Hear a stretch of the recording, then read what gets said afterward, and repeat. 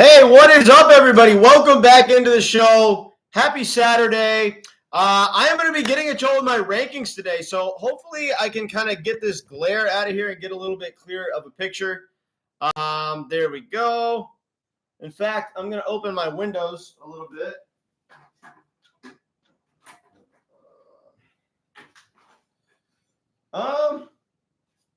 Better, worse, better, worse. All right. We're going to close the windows. Okay. Let's get this glare kind of out of here a little bit. Alrighty, everybody. Welcome into the show. So glad to have you guys in. I'm going to be getting at you guys with my rankings today. Now, I'm not going to be going super deep on my rankings, but I am going to be giving you guys my top guys. If you do want full rankings, you can get them on my Patreon. I'm going to post the link to the Patreon right here so you guys have it. And, you can just go on over to the Patreon. And my top 64 rankings are already out on my Patreon. So you can get them right here on my Patreon. That's also going to give you a chance to get into the Patreon League with us. It's going to be a hell of a fun time, $800 for first. Anyway, guys, without any further ado, I am going to be getting into my top players for the 2025 fantasy football season. So here we go. We're starting with the number one player on my list, and that's going to be Ja'Marr Chase. So this guy's pretty much the consensus 101 across the board. I mean, if you look at any fantasy football content creator, they've all got Ja'Marr Chase ranked number one. He's pretty much the safest pick in fantasy because, well, he's going to get an insane target share in an insane offense. And, the dude's going to be averaging close to 11 targets a game. He's got the best run after catch abilities in the entire league. He's playing in what's arguably going to be the most high-scoring offense in the entire league. And he's probably right up there with Justin Jefferson as far as most talented wide receiver in the game. So there's a reason he's going off as the consensus 101. And I really don't want people to overthink things at the 101. I just want you to go ahead and draft Ja'Marr Chase in a majority of your drafts. I mean, you pretty much have to have the 101 to get him. So, if you're in a draft and you're sitting there with the 101, go ahead and take advantage of it and just take Ja'Marr Chase. Next player in my rankings is going to be Justin Jefferson. Now, I'm already breaking consensus here just a little bit. A lot of people have Justin Jefferson in the 3 to 5 range. I like to have him a little higher. Look, this dude's been the most reliable player in fantasy at any position besides Josh Allen. And, well, I mean, the dude is a walking 1,500-yard season no matter who is playing quarterback for him. We have J.J. McCarthy. Obviously, we're going to have to see how he plays out coming back from an injury, taking his first snaps in the NFL, everything like that. But what we've noticed with Justin Jefferson is that he's been absolutely and utterly quarterback-proof. I mean, we've seen him with Mullins dominate, right? So, we've seen this guy be good no matter who his quarterback is, the way he runs routes, his ability to get open, downfield, kind of make him unguardable. The dude is going to get the majority of the air yards in this offense. His air yard share is going to be something like 30 to 35%. Target share is going to be close to 30%. This dude is one of the most talented, if not the most talented wide receivers in the entire game. So we're going to be wanting to hit the Justin Jefferson button as much as we possibly can. And a majority of the time when I have a number 2 overall pick, I want to take Justin Jefferson over guys like Saquon and Bijan Robinson because those guys are so much riskier of an asset. I mean, obviously, Saquon touched the ball 350 times last year. So, give me a wide receiver who is less likely to get hurt as opposed to a running back who's more likely to get hurt because that's just kind of how I like to construct my rosters. Plus, you can get good running back values later in the draft. All of these are very good reasons why Justin Jefferson is going to be my number 2 player. And I just think he's going to finish as the second best player in fantasy. Next player on my list is going to be CeeDee Lamb. So if you guys haven't noticed, I'm obviously going very heavy at the wide receiver position early. I mean, look, CeeDee Lamb last year when 2 years ago when Dak Prescott was his quarterback, he was the wide receiver 1 in all of fantasy, and that was with having a slow start. I mean, imagine if these guys get things going right out of the gate. It could be one of those things where CeeDee Lamb just kind of runs away with the field at the wide receiver position. He definitely has the upside to be the wide receiver 1. The addition of George Pickens is going to help make him more open, take some defensive pressure off him. And for this reason, I think CeeDee Lamb is going to absolutely dominate this year. And if you look at this Cowboys offense, they're projected to be one of the highest scoring offenses in the entire NFL. And so, yeah, I mean, go ahead and hit that CeeDee Lamb button and let's draft as much of him as possible. Next player on my list is going to be Saquon Barkley. So here we have my first running back. Now, I feel very nervous putting him this high. I really do. I think the dude has a high likelihood for injury. And so, if he didn't, and I could just guarantee that Saquon did what he did last year, well, he'd be my number one overall player, right? The reason he's not my number one overall player is because I'm baking in a little bit of the injury risk. I don't know. I just don't trust him to stay healthy. But with that being said, you look at the ceiling, right? This dude's running behind an elite offensive line. This dude is going to touch the ball close to 300 times again. This dude is going to be getting goal line opportunities in what could be the highest scoring offense in the entire NFL. And despite the fact that Jalen Hurts, does the tush push within the 5-yard line, we've seen it already. Saquon Barkley is still going to get plenty of his own rushing touchdowns in goal-to-go situations, as long as they're not on the 1 or 2, because if they're on the 1 or the 2-yard line, they're going to do the tush push. But Saquon's going to get a ton of touchdowns. He's going to rush for a shit ton of yards. We saw it last year. We're going to see it again this year.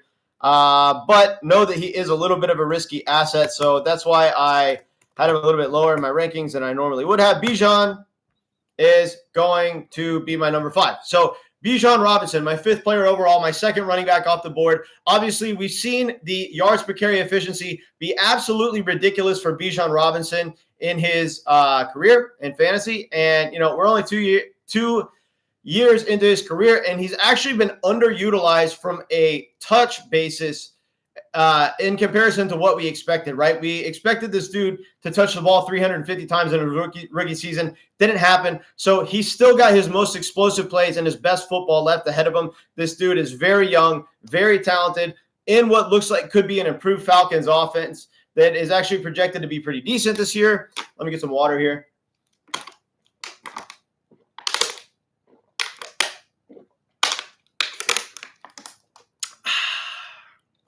Yeah. Wow. I am dehydrated. I needed that water. Anyway, Bijan Robinson in what's projected to be a very, very good NFL, not a good NFL offense, but a decent NFL offense. We have an elite talent in Bijan Robinson. We have a guy who's going to get pretty much all the opportunity share out of the backfield. This dude should absolutely crush this season. Leading into my next player, which is going to be Jahmyr Gibbs. Now, Jahmyr Gibbs is a guy who I think, if everything goes right, could run away with the field at the running back position. The only reason I don't have him higher than Saquon or Bijan is because, well, he is still technically in a split backfield. But a few things we have to keep in mind. Firstly, if David Montgomery gets hurt, Jahmyr Gibbs is the running back 1. It's going to happen. He's going to run away with the field at the position. Jay Money in the house. What up, my man? Good to see you. Happy Saturday. Hope everything's going well for you. But yeah, he can run away with the running back position. I mean, the dude scored, 16 touchdowns last year.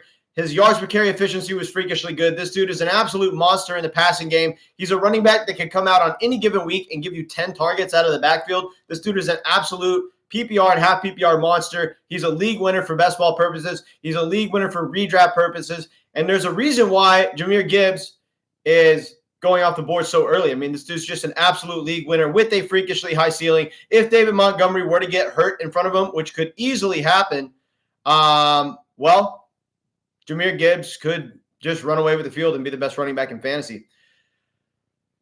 Thought I might be on tonight. Yeah, it's that time, man. Saturday evening, so time to get it going. Good evening, man. Quick question. Since CMC and Monty for 102 and Dynasty Superflex, should I ask for more? CMC and Monty for 102 and Dynasty Superflex. That's a tough move because, if you're in win now mode, it's so difficult to trade Christian McCaffrey in any league format because, it's looking like he's healthy and everything like that. But what we also have to keep in mind is Christian McCaffrey could come out and just easily get hurt this season and just be absolutely nothing from a dynasty perspective going forward for the rest of his fantasy career. So you could be trading absolutely nothing for a very, very valuable pick on Superflex. So I'm going to leave this one up to you. It's very much depending on if you're in win now mode or not. If you're in win now mode, I'm going to go ahead and keep CMC. But trading for the 102 in a Superflex with a player that might get hurt and never really have any dynasty value again, not a bad idea. Appreciate you guys coming in. Yeah, for sure. Appreciate you guys coming in. Ask away with your fantasy football questions. I'm doing my rankings right now, and I am moving on to my number 7 player. Don't be afraid to interrupt the stream or interrupt my rankings. I'm going to be answering as many fantasy football questions as I possibly can. So ask away. Amon-Ra St. Brown is going to be my number 7.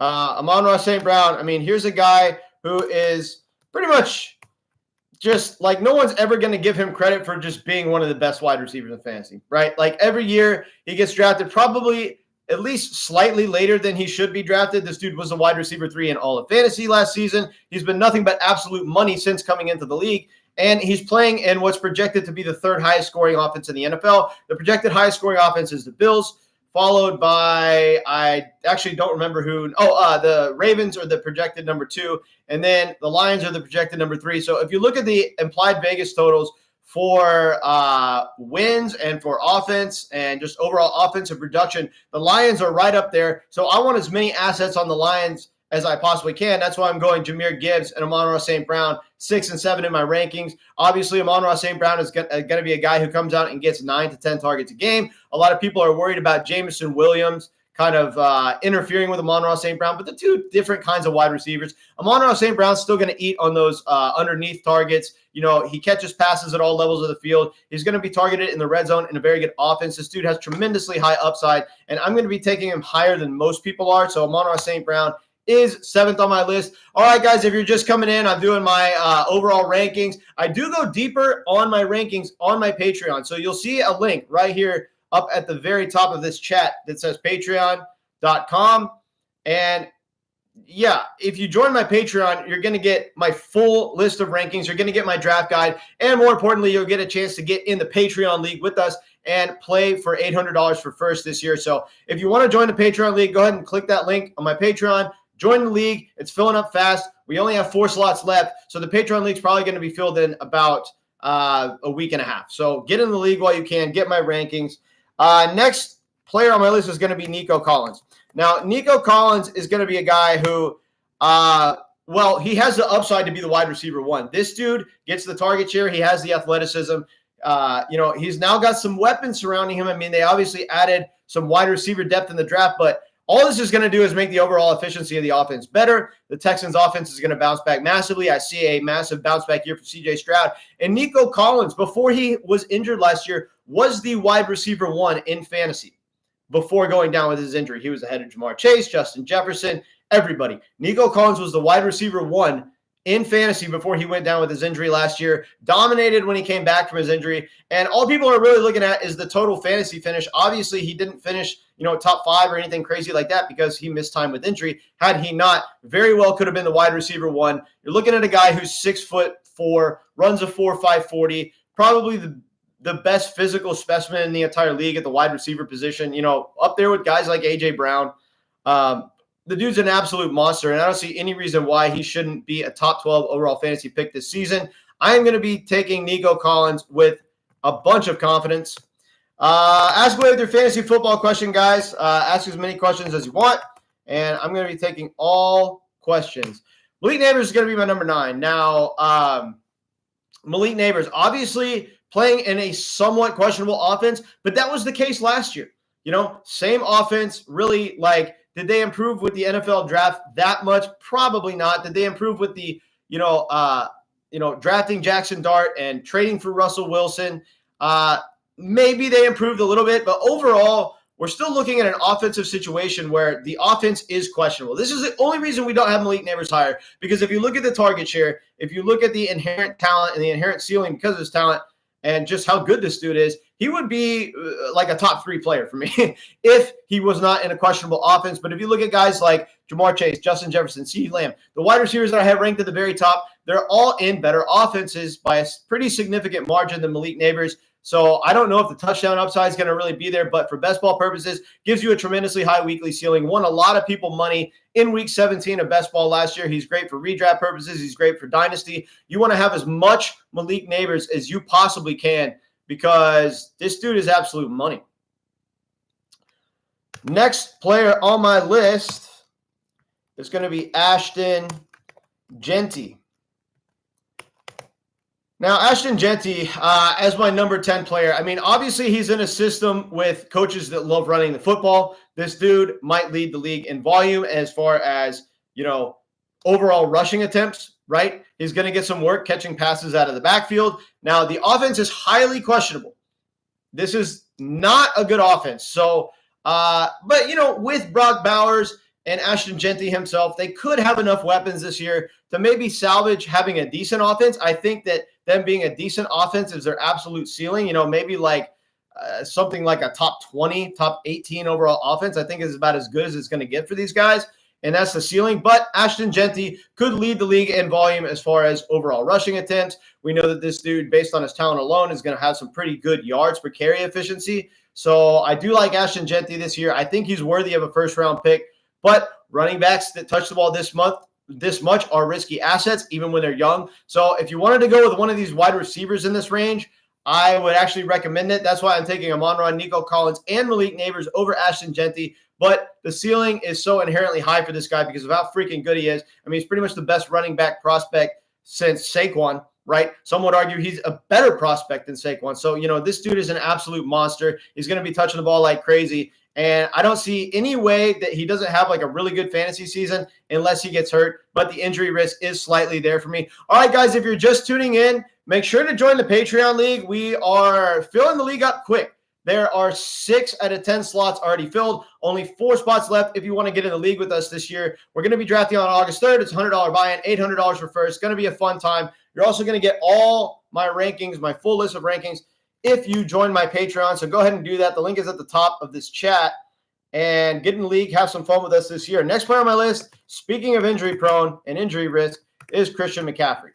Now, Christian McCaffrey, let's be clear about one thing. This dude would be my number 1 overall player if he wasn't such an injury risk. Because, you look at him throughout the years, and who has a higher ceiling at any position than Christian McCaffrey? It's nobody. This dude had a season where he averaged 29 fantasy points per game. He had another season where he averaged 25, almost 26 fantasy points per game. This dude absolutely has the highest ceiling in fantasy of any player at any position. The weekly upside in this offense is so tremendous that it could be one of those things where in best ball formats, if you're not drafting Christian McCaffrey, he could have so many points in week 17 that you have to have him to win. So to not take a certain amount of shares of him is idiotic, but if you're in a very small amount of redraft leagues and you want to eliminate injury risk, I don't mind you fading him. So let me be clear. For best ball purposes, absolute money. You absolutely have to have a certain allotted share of Christian McCaffrey.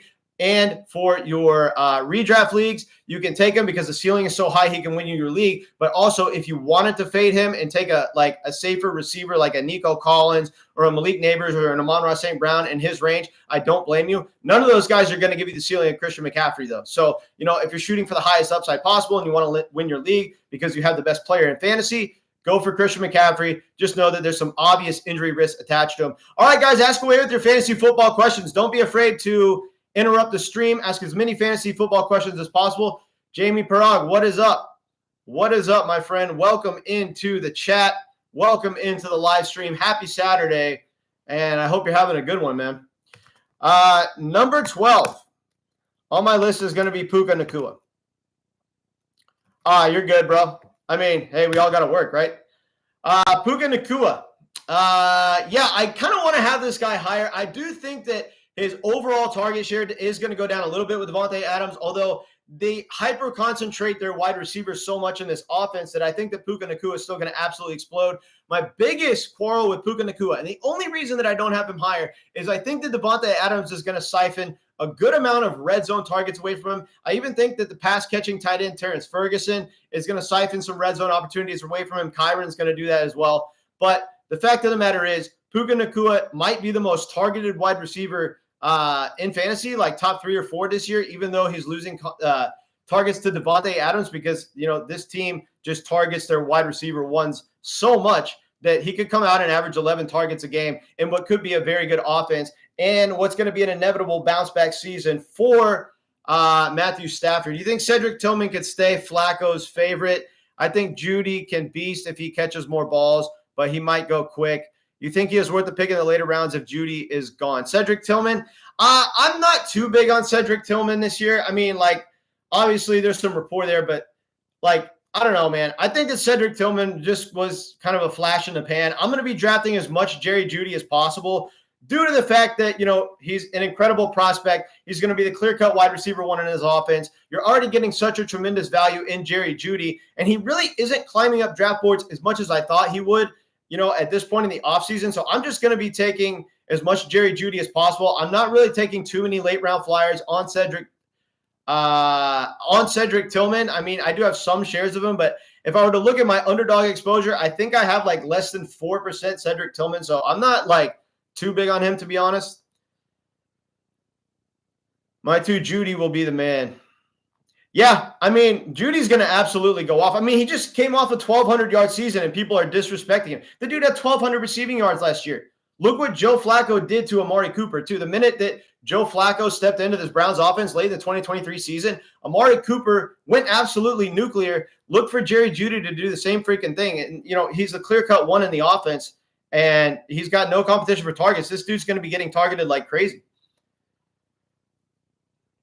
Yeah, but here's, I've always had a theory about drops in fantasy. Drops tend to kind of even themselves out over time. A lot of times, players, they'll have a season where they'll have a lot of drops and they get labeled as a player who drops the ball like crazy. And then the next season, the drop numbers go down significantly. So if anything, it's almost a case that he should have had more fantasy points last year because, with all the drops, he still had 1,200 plus receiving yards. Imagine if he actually holds on to the ball this year. I mean, we're looking at a guy who can have 1,500 receiving yards going in like round 6 or 7 of drafts. There's nobody in his range that has his ceiling except for maybe Chris Godwin.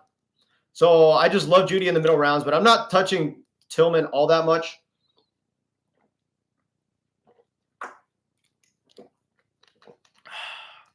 Ask away with your fantasy football question. Tillman was wide receiver 8 in those weeks after Watson and before Tillman got hurt. I think the drops are the difference between him and St. Brown's. Yeah, and that's the thing is like literally Jerry Jeudy could have been like a top wide receiver if it weren't for the drops. And, like what if the offense is better this year? Just slightly. I mean, doesn't the offense have like nowhere to go but up? Now, granted, Vegas has them projected as being like one of the worst offenses in the entire league. But this is very much because of what we saw last year. We know that Joe Flacco is a gunslinger and can support wide receiver ones for fantasy, or worst case scenario, low end wide receiver ones for fantasy. I think that Jerry Jeudy has the upside to be a low to mid range wide receiver one this year, and he's going off in like the middle rounds. This dude is just an absolute steal. So I do love me some Jerry Jeudy. Yeah, guys, ask away the fantasy football questions. Doesn't have to be about my rankings. I'm probably only going as deep as my top 12 today. I kind of just wanted to show y'all like what I was looking at for like the first round of fantasy drafts. So my first rounds of fantasy drafts, this is how I'm prioritizing my players. But if you want to get my full rankings, just go over to my Patreon. The link is at the top here of the chat. So if you wanted to join the Patreon, you're going to get my full rankings. You're going to get what I have with my draft guide, and you're going to get a chance to get in the Patreon league with us and win $800 for first place. So join the Patreon. Definitely help support the channel. All right, guys, ask away with your fantasy football questions. Ask about any position, any fantasy football question you might have, or if you just have football questions in general, who I think is going to win the Super Bowl. What teams do I think are going to make a deep run this year? It doesn't have to be fantasy. We can talk about real-life football in here as well. Fantasy is always going to be the main topic of my channel, but I love talking about teams and, projections and who I think is going to win Super Bowl and everything like that too. So any football questions you have, ask away.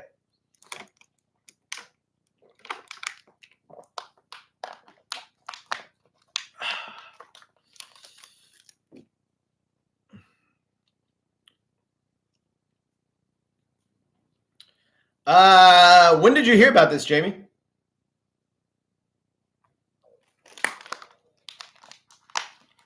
Let me look this up.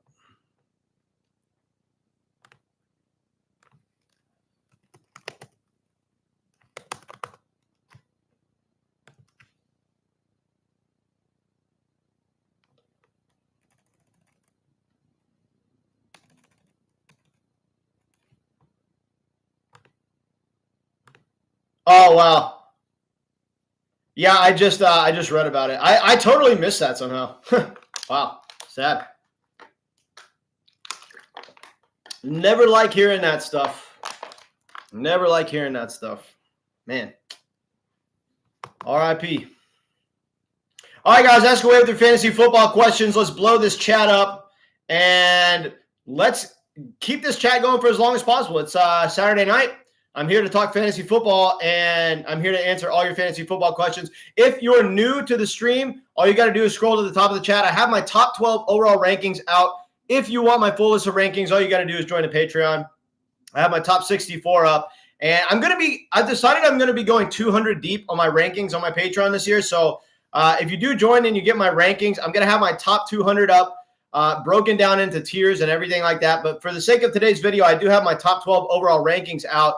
Good little mix of wide receivers and running backs in there. So, if you're a running back guy or a wide receiver guy, got plenty of both those positions for you. I do not have Brock Bowers in my top 12 overall rankings like a lot of people do. I think it's crazy to have a tight end going off the board in the first round or ranked as a top 12 player. So no Brock Bowers for me, no quarterbacks yet. I am going to release a video pretty soon talking about my 13 through 24, so my next 12 guys. In fact, my next live stream will probably be my 13 through 24 rankings.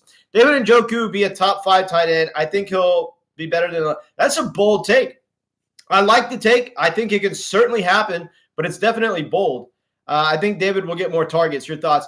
If you look at it, like, it actually makes sense, right? I mean, David Njoku's obviously in an offense where there are more targets to go around, right? And, if this team wants to be good, they're going to have to utilize their second best pass catcher. David Njoku is their second best pass catcher. Some would argue he's the best pass catcher on the team. But, in my opinion, second best pass catcher on the team, plays in an offense that I think is going to exceed expectations. David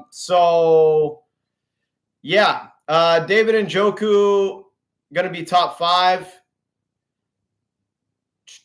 No, not number 2 tight end, number 2 pass catcher. Number two pass catcher. Yeah. Oh yeah, that's what you're saying. Yeah.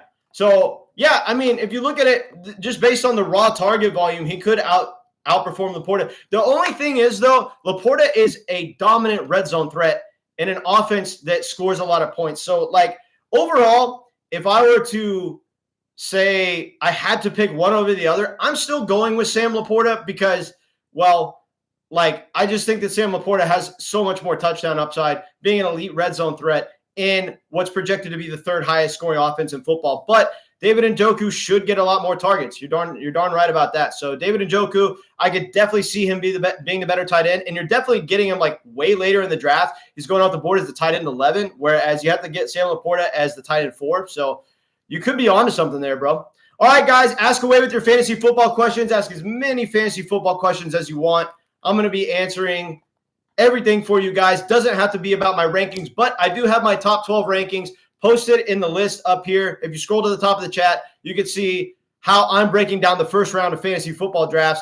And if you want all my rankings, simply go on over to the Patreon. And I've already got my top 64 up. I'm going to be going as deep as the top 200 this year.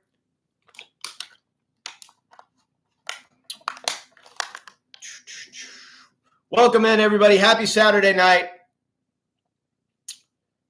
If there's anything that you see about my rankings that you think is just foolish, let me know. I'm not afraid to take a little bit of feedback on my rankings. Like if you think I have somebody too high or too low, let me know. So I'll go back to the top here just to kind of go over it. So number 1, Ja'Marr Chase. 2, Justin Jefferson. 3, CeeDee Lamb. 4, Saquon Barkley. Bijan Gibbs. Amon-Ra, Nico Collins, Malik Neighbors, Ashton Genty, Christian McCaffrey, and Puka, rounding out my top 12. So is anybody too high? Is anybody too low? What do y'all think about my rankings? Typically, my rankings are so different than like the consensus because I don't like to just copy and paste results from last season because that never happens, right? When does that ever happen? A lot of people get mad when you, when you post rankings that are different than just where people finished last year, but they never finish in the same order the next year or anywhere close to that. So why copy and paste,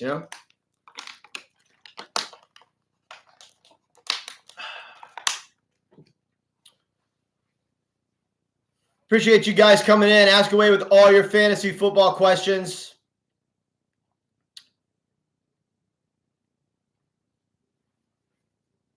If anybody's interested in joining the league, here's the link to the Patreon at the very top of the chat. Get in the league with us. We're going to be playing for $800 for first this year. It's going to be a fun time. Ask away with your fantasy football questions, as many fantasy football questions as you have. I'm here to answer all of them, and I'm doing my best to answer every single question in the chat. So Yeah.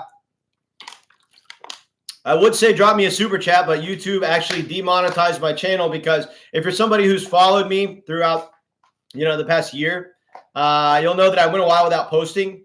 And so YouTube demonetized my channel, so you don't really have an option to super chat. But any chat, any question, anything in this chat really helps support the channel tremendously. So ask away. Blow it up. Appreciate you guys coming in. If you're new, my top 12 rankings are up here. And here is the order. You can see them by scrolling to the top of the chat.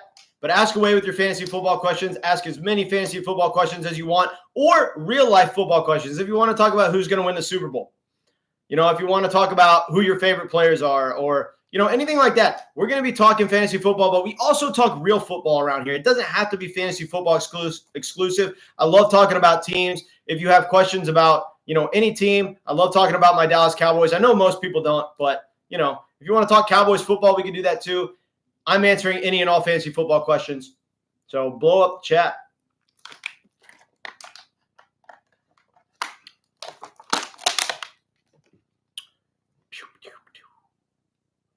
Appreciate you guys dropping in. Maybe I should just go ahead and drop my 13 through 24 rankings. Yeah, we'll go a little deeper. My number 13 is going to be Derrick Henry. Now, this is a little different. I actually didn't have him this high at first. I had Derrick Henry a little bit lower, but I don't know, man. I felt like I had to move him up. This dude is running, he's arguably the most talented running back in the game, running behind a solid offensive line in what's projected to be the second highest scoring offense in the NFL. If you look at the Vegas implied totals, I haven't even looked at the touchdown projections yet, but I can almost guarantee you that Derrick Henry is the favorite to lead the NFL in touchdowns at the running back position. I guess Christian McCaffrey or Saquon could be up there as well, but Derrick Henry's got to be up there. If this dude scored a touchdown a game this season, I wouldn't be surprised, very much like he did last year. The dude was just an absolute touchdown machine because they don't really deploy Lamar in the red zone to run the ball like some of the other rushing quarterbacks. So while Lamar is an elite rushing quarterback, all they're going to do in goal-to-go situations and within the 5-yard line is hand the ball to Derrick Henry, and this is going to be a very high-scoring offense. The dude's ceiling is through the roof. Now, obviously, he's going a little bit lower because you have to bake in the age factor for Derrick Henry, and this is a guy who is old as shit. So, is there some injury risk because of the usage? Yes. Is he super old? Could Father Time catch up to him this year and he totally falls off a cliff? Yes, that can totally happen. So that's kind of baked into the value, though. You're on the clock in round 4. This is a question from Jay Money. And need a running back. Walker, Connor, Cook, Hubbard, and Mixon are there. Okay, I am not going to be taking Mixon. I think he's going to be a regression candidate this year. In fact, in my running backs to avoid video or players to avoid video, I talked about Joe Mixon. I do not like him in this range. James Cook, too many question marks, too many red flags. I'm going to be taking James, Connor, Walker, and Hubbard over the other two. If I absolutely have to pick one out of the 5, I think I'm going to go with Chuba Hubbard. Chuba Hubbard is a guy who just absolutely broke out last season. He's playing in an offense that's trending up. They added Tetaroa McMillan in the draft. The overall efficiency of the offense should be significantly better this year. He's going to head the backfield. He's going to have plenty of touchdown upside. I don't think that Rico Dowdle is all that much of a threat to take away too much volume from him. So I am going to be taking Chuba Hubbard. Normally, I would say Walker, but Walker's so freaking injury prone, I don't trust him. Connor's so freaking injury prone, I don't trust him. And Connor's starting to age a little bit. So if I were to rank these in order, I would probably go Hubbard, Connor, Walker, Cook, and Mixon. All right. Number 14 on my list. Number 14 on my list is going to be A.J. Brown. You look at A.J. Brown, and I am going to have him higher in my rankings than a lot of people are. I don't understand Ladd McConkey or Drake London going ahead of A.J. Brown. In fact, I don't like it at all. I really don't like those two guys going ahead of A.J. Brown in drafts. I mean, Drake London, a huge reason why he had such a good season last year is because he went off for like 40 fantasy points in the last fantasy week of the season. You take away that game, and I mean, I don't want to take away the game. Obviously, the game happened, but You take away that game, and he wasn't nearly the fantasy wide receiver. AJ Brown has a consistent track record. He's one of the best run after catch wide receivers in the entire game, playing in what could be the highest scoring offense in the NFL. And if Saquon's volume goes down a little bit, the targets are going to go back up for AJ Brown. I think that the targets are going to regress positively for AJ Brown this year, and he's going to get closer to 10 targets a game as opposed to like the 7.5, 8 that he was getting last year. So I do have AJ Brown pretty high in my rankings. And here is where I'm going to drop an absolute bomb on you guys. And you aren't going to expect me to have this guy this high, but I just love him this year. And I have changed up my rankings quite a bit recently. And I'm going to make a few of the adjustments on the Patreon to get these rankings accurate. But my number 15 player is Davante Adams. Davante Adams is going to explode. He's going to absolutely explode in this offense. They're going to be hyper-targeting their top receivers. I don't see that much of a difference between him and Puka. In fact, if you look at Davante Adams, this is a guy who is going to lead the team in red zone targets. This dude is a prominent red zone target. He's always been dominant as far as accumulating targets within the red zone. And Puka Nacua has shown in his short sample of his career that he doesn't really accumulate that many targets in the red zone. So look for Davante Adams to absolutely explode. Yeah, I can see Brian Thomas as the top 12. Yeah, I've actually dropped Brian Thomas a little bit in my rankings due to the addition of Travis Hunter. I think that they're going to have to give Travis Hunter a certain amount of targets. So, yeah, I dropped Brian Thomas a little bit lower in my rankings. But I have him coming up here very soon because it's still Brian Thomas. The dude is 6'3". He runs a 4.3 40. One of the best athletic physical specimens in the game, playing in what could be a very improved offense. So yeah, speaking of Brian Thomas, he's actually the next player on my list. So we're going to have a guy here who obviously finished as the wide receiver 4 last year, I believe it was.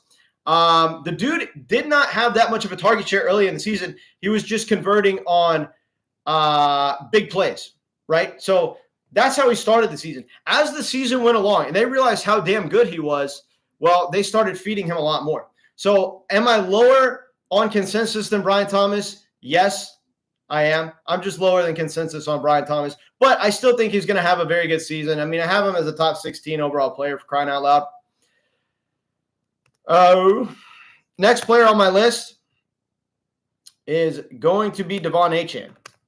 Now, if you look at De'Von Achane, this is a dude who has pretty much led the league in yards per carry efficiency over the past 2 years. In fact, after his first year in the NFL, he was, on a short sample, the most efficient running back of all time in the history of fantasy football. Obviously, that number of like 12 freaking yards a carry or whatever he was going off for in that first year had to regress pretty significantly. Nobody's going to average 12 yards a carry throughout their career, especially when they become a workhorse and they're running the ball up the middle more for 2 and 3 yards and stuff like that. But if this offense can return to form from what it was just like a few years ago, I mean, look for this offense to just absolutely explode, right? And if they do that, De'Von Achane is the number 1 running back in the backfield. He's probably the best pass-catching running back in the entire NFL, right up there with Christian McCaffrey and Jahmyr Gibbs. I mean, there are 3 clear-cut best patching, well, probably 4. Breece Hall, De'Von Achane, Christian McCaffrey, and Jahmyr Gibbs. These are the best pass-catching running backs in the game. De'Von Achane has an argument that he is the best pass-catching running back in the game, and they really like De'Von Achane in this offense. And if they can return to form to what they were 2 years ago, just imagine the upside, because De'Von Achane was still splitting a backfield in that season where he went off in his first year in fantasy and was averaging like 12 freaking yards a carry. He was still splitting a backfield with Mostert that year. Now he's not splitting a backfield. If this offense can return to form and be what they were 2 years ago, De'Von Achane is the running back 1 in all of fantasy. So, I love Thomas, but he has never had Trevor Lawrence. That speaks for itself. I'm sure he will have quite a few wide receiver 1 weeks this year, though. Oh, yeah, I do. And, it's funny with Trevor Lawrence because it's like that theoretically could make him even better. I mean, it's supposed to, right? But, like, Trevor Lawrence hasn't been nearly the NFL quarterback we thought he was. Now, there's all kinds of reports coming out of OTAs, that he's looking good and that they have rapport and everything like that. But, I mean, I need to see it on the field. Brian Thomas to me is a middle of second round pick for that reason, because there's just so many question marks. But theoretically, Trevor Lawrence is supposed to give him a higher overall ceiling. And I don't know. I mean, he does have the upside to be a top 5 wide receiver in fantasy, but we're going to have to see about that. The weekly ceiling is still really good for best ball purposes, though.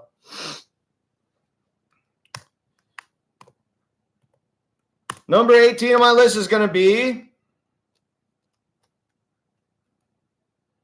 man, I just can't see that happening. I mean, but you know, like it could. It could. I mean, bro, I don't know. I mean, the thing is, like, he has 2 really good weapons, and by default, they're going to make him look good. The passing numbers are going to be probably pretty good, so it's going to be hard for them to take him off the field. Yeah. My number 18 player is going to be Ladd McConkey. So, obviously, this is a guy who came out last year and was just absolutely dominant as a rookie. In fact, I missed out on him in the draft. I overlooked him, and I didn't draft nearly enough of him, and it really cost me in best ball. And I regret not drafting more Ladd McConkey last year. This is obviously a guy who is a tremendous route runner. This is a guy who has enough speed to create separation in his routes. He's good against versus man and zone coverage. He's playing in an offense that could uptick the passing a little bit this year. I mean, I think that they're going to cut the ball. They're going to cut Justin Herbert loose a little bit more so this year than they did last year, right? They were just kind of feeding J.K. Dobbins. And, man, I don't know. Like, I just think they're going to pass the ball more this year. So could Ladd McConkey be a guy that slightly outperforms his ADP? Yes. But at the same time, I think his ceiling is a back end of round 1 player, and that's his absolute ceiling. So I do have him ranked lower than most people. And, yeah. Who am I missing here? I think I'm missing – hold on. I'm missing somebody in my rankings. Oh, no, I'm not. No, I'm caught up where I want to be. Next player on my list. Who do we got here? Yeah. Garrett Wilson. I think Garrett Wilson is going to exceed expectations by a pretty significant margin. Garrett Wilson is going to be a guy who comes out and he's the clear-cut wide receiver 1 in a Justin Fields-led offense. We saw what this did for DJ Moore. I mean, DJ Moore was obviously absolutely dominant in his 1 season with Justin Fields. Now we're in a jet system that, you know, like isn't very good, but, you know, he's going to be getting close to 12 targets a game. I don't see any reason why Garrett Wilson shouldn't absolutely go off this season. Being the number 1 wide receiver in this offense, I think that Garrett Wilson has tremendously high fantasy upside. Do you see them moving on from Trevor Lawrence after this year? Well, Jay Money, it's going to tremendously obviously depend on how well he does. I will say this. If Trevor Lawrence doesn't show up when he has 2 wide receivers that are supposed to be like a couple of the best receivers in the league, well, yeah, they're going to move on from him. Because if Trevor Lawrence can't get it done with Brian Thomas and Travis Hunter, yeah. Who's going to be Aaron Rodgers' number 2 wide receiver? Roman Wilson, Calvin Austin, or do they trade for Lazard? I'll tell you this. There is no wide receiver 2 in Pittsburgh. I mean, there's really not. I mean, like, Calvin Austin and Roman Wilson don't even have the ability to be a wide receiver 2 in an offense. So, like, while I love the Aaron Rodgers, DK Metcalf stack, I really don't even want to be touching these other wide receivers in drafts. Probably Roman Wilson, though. Like, if I had to choose between Roman Wilson and Calvin Austin, I'm definitely choosing Roman Wilson. To me, Calvin Austin is just a field stretcher. That's all he is. He's a fun player to watch. He's got a lot of fans because, you know, he plays an exciting type of football. But at the end of the day, he's just a field stretcher. He's never going to get more than 5 or 6 targets a game. So if I had to choose between the 2, probably Roman Wilson.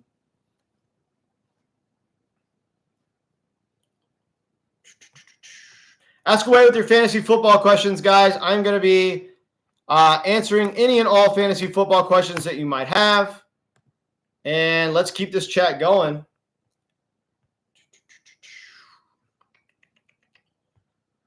All right. So the next player on my list that I have here is going to be Trey McBride. I'm sorry, not Trey McBride. Brock Bowers. Wait a minute. No. I do have McBride over Bowers in my rankings. So let me explain why I have McBride higher.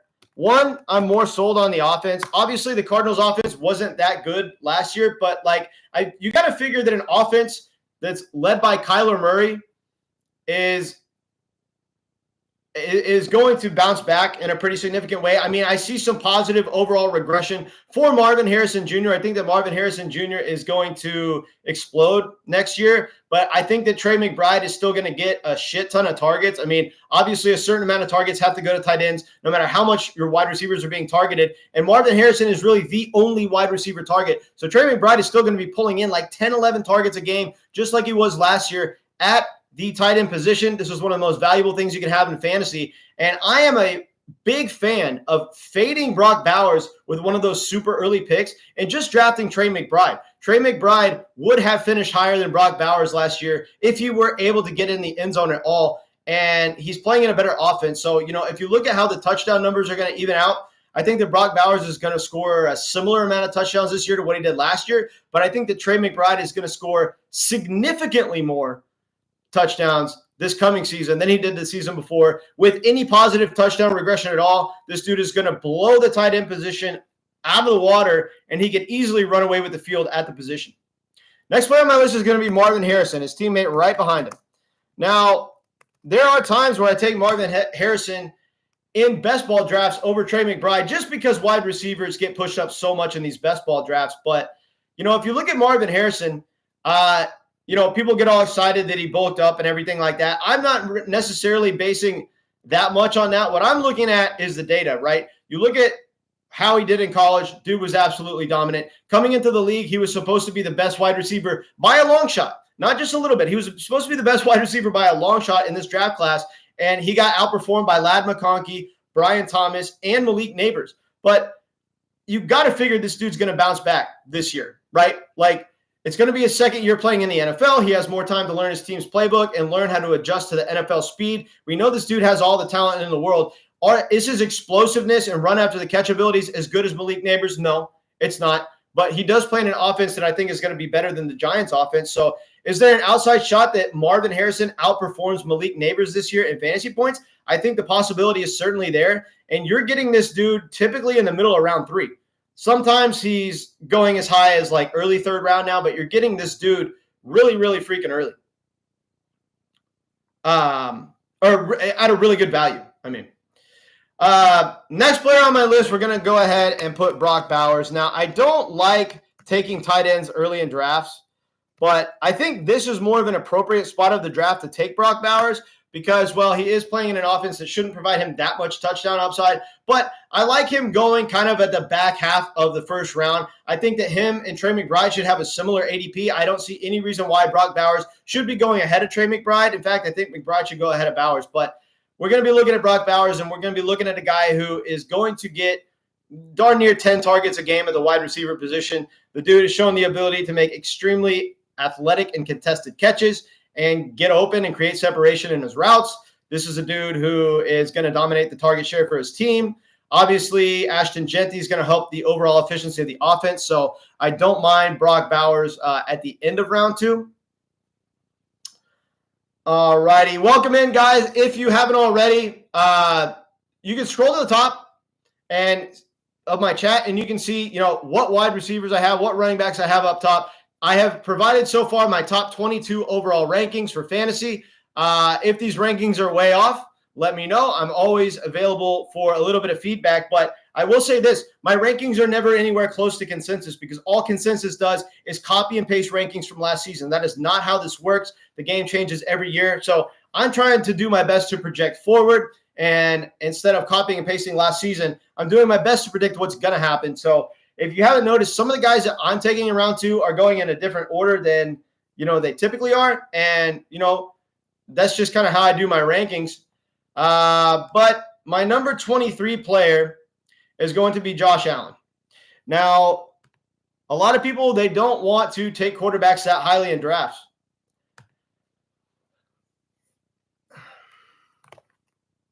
But at the end of the day, this has been the most consistent player in fantasy football at any position over the past 5 seasons. If you look at the past 5 seasons, Josh Allen has been either the quarterback 1 or the quarterback 2 5 seasons in a row. Who in the world does this at any position? I mean, so obviously so many things have to happen to have a run like this, right? You have to stay healthy. You have to be one of the best quarterbacks in the league. You have to have at least some passing weapons. But this dude is clearly an MVP type player. I mean, he's had so many fluctuating wide receiver situations. And when the Bills got rid of Stephon Diggs, everyone was claiming that Stephon Diggs made Josh Allen. And look how good of a season he just freaking had without Stephon Diggs. This dude can dominate without a true wide receiver one in his offense. He's good at spreading the ball around. And, you know, he's just one of the best quarterbacks in the league. He obviously gives you tremendous rushing upside. He's going to run the ball like crazy in goal-to-go situations. Gets you a ton of rushing touchdowns. He's going to rack up a crazy amount of passing yards. So if I were making my own ADP, Josh Allen would be going at the end of round 2. Now, let me be very clear on something. You don't need to take him this high in fantasy drafts because he's going to slip later than that. You want to take advantage of ADP. You want to manipulate ADP in your favor. So there's no reason to reach for Josh Allen with the 23rd overall pick. It's just that I think that this is just where I have him valued. He's valuable enough to where he should be going at the end of round 2. Doesn't mean I'm taking him there because I'm going to be taking advantage of ADP and waiting just a little bit later. And next player on my list that I have here is going to be JSN, Jackson Smith-Njigba. So we're looking at a guy here, Jackson Smith-Njigba, that's, he really started to break out. I cannot spell this guy's name, Jackson Smith-Njigba. He really started to break out at the midpoint to late point of last season. And this is a guy who obviously has a new quarterback situation. But look what Sam Darnold just did for Justin Jefferson. If you don't think that Sam Darnold can support an elite wide receiver one, you're crazy because we just saw him do it. Now, is Jackson Smith-Njigba as good as Justin Jefferson? Probably not. Now, he's still got a long career ahead of him. Give him some time. But he's not JJ, right? But with that being said, he's in an offense where he is going to be the focal point of the offense. Nobody in this backfield can stay healthy. So they might like to run the ball, but how much are they going to run the ball when Kenneth Walker doesn't even stay on the field, right? So halfway through the season, Zach Charbonnet is going to be starting anyway, right? And, this team is going to have to pass the ball if they want to win games. Sam Darnold does have some arm talent. We saw it last year. He can support a wide receiver one. I like Jackson Smith-Njigba to exceed expectations this year, and he's just good enough to be in my top 24 overall ranking. So if you guys are just tuning in, you can scroll to the top. You can see my top 24 overall rankings for this season. They're a little bit different than consensus. My rankings always are. They're never copy and paste from last season. They're never just a straight rip-off of Fantasy Pros or anybody else that makes rankings. I make my own rankings. I have my reasons for having these guys where I have them. And so they're a little bit different than consensus, but I think these are really quality rankings as far as where and how you should be valuing these players. So let me know what you think of my top 24, what you agree with or don't agree with. And if you want my entire list of rankings, all you got to do is go over to my Patreon. If you scroll to the top of this chat, you're going to see a link to my Patreon. I provide my top 64 overall rankings. I'm going to be going as deep as top 200 this year. So every fantasy relevant player is going to be in my rankings within the next couple of weeks. And if you join the Patreon, you get a chance to play in a league with us this year. So if you're looking for an extra fantasy league, you have a chance to win $800 for first in this league. It's going to be a 10-man league, PPR league, $100 buy-in. $800 for first, $200 for second. So if you want to join the Patreon league, simply join the Patreon. It's one of the number one things you can do to support this channel, and you get to get in a league with us. All right, guys, ask away with your fantasy football questions. I'm only going as deep as my top 24 rankings today. Like I said, you can get them all on my Patreon, but for today's purposes, I'm going as deep as my top 24. But ask away with all your fantasy football questions. Ask as many questions as you want, and let's blow up this chat. I do appreciate you guys coming in and ask as many fantasy football questions as possible.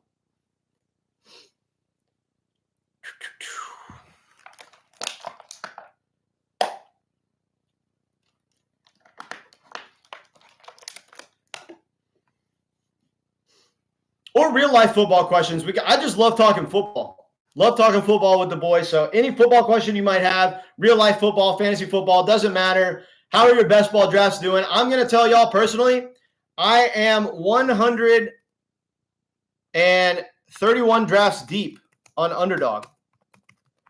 So I have seen how the ADP is being manipulated this year. I've seen how it's changed over the entire offseason. And I have a really good idea on where players are going versus where they should be going. So I figured it was a really good time to drop my rankings. If you're following my journey, you probably know that I have a goal of drafting 500 best ball teams before the season starts. I've obviously got a lot of work to do, but I am 131 drafts deep. So we are going to be winning money this year at Crushing Fantasy Football. We're going to be crushing it this year. And if you want to be a part of the movement, join the Patreon, get in the league with us. You think Rashee Rice could still be the number one? And he has a steal going at the end of round 3, going around 4. Rashee Rice is one of the biggest steals in fantasy right now. If you look at the targets, the way they were allotted in this offense last year, he was on pace to be one of the most targeted players in the NFL. He was on pace to be a top 12 overall player, not just wide receiver. He was on pace to be a top 12 overall player before his injury last season. And Xavier Worthy isn't the type of receiver that is going to take away targets from Rashee Rice. Xavier Worthy, at the end of the day, is a deep ball threat, a deep ball wide receiver. He's not going to affect those crossing routes over the middle of the field and catches around the line of scrimmage that Rashee Rice is soaking up. This dude is going to be an absolute fantasy monster. He's going to be an absolute PPR monster, and an offense that's going to regress to the mean. I mean, this Chiefs offense is going to be insane this year. They've got Rashee Rice. They've got a second-year Xavier Worthy. We've still got Travis Kelce, Hollywood Brown. What do you think this team is going to do? They're going to absolutely explode. They're going to bounce back. All the Chiefs players are steals right now, all of them. Patrick Mahomes, Rashee Rice, Isaiah Pacheco, even Hollywood Brown, Xavier Worthy. They're all steals right now. In fact, the one player that I think maybe isn't a steal is Xavier Worthy. I think his ADP is appropriate. I'm not saying I don't like the player. I just think that he's the only player that's not a massive steal right now in the offense. Rashee Rice is a massive steal. Woody Marks or Taj Brooks in best ball this season? Gosh, man. Not too excited about either of them, but probably Woody Marks. I mean, I like them both as running backs. I just find it hard to get excited about either player. Patrick Mahomes goes in round 6. Crazy. Yeah, so, if you look at Patrick Mahomes' career, right, he's had 7 years in the NFL now. 7 years. It's crazy. Time flies, but Patrick Mahomes has been in the league for 7 years.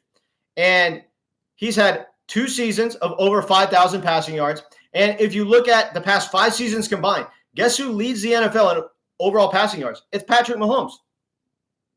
He is the most efficient and the highest yardage quarterback in the NFL over the past 5 seasons. And the only reason that his numbers weren't crazy last year is because the Chiefs were playing ball control. It has nothing to do with Patrick Mahomes' talent level. Nothing. So many people claiming he's not an MVP anymore. He's not the best quarterback in the league anymore. Bullshit. Absolute bullshit. Patrick Mahomes was playing in a ball control, run the clock, play defense system last year because Andy Reid decided to do that the minute that Rashee Rice got hurt. The minute Rashee Rice got hurt, they were playing ball control. And they weren't really trying to air the ball out. Now with all their weapons, are you kidding me? With a healthy Hollywood Brown to start the year, with a healthy Rashee Rice to start the year, and a second-year Xavier Worthy, you think that they're not going to cut this? You think they're not going to cut this thing loose? That's crazy. Patrick Mahomes is going to go absolutely nuts.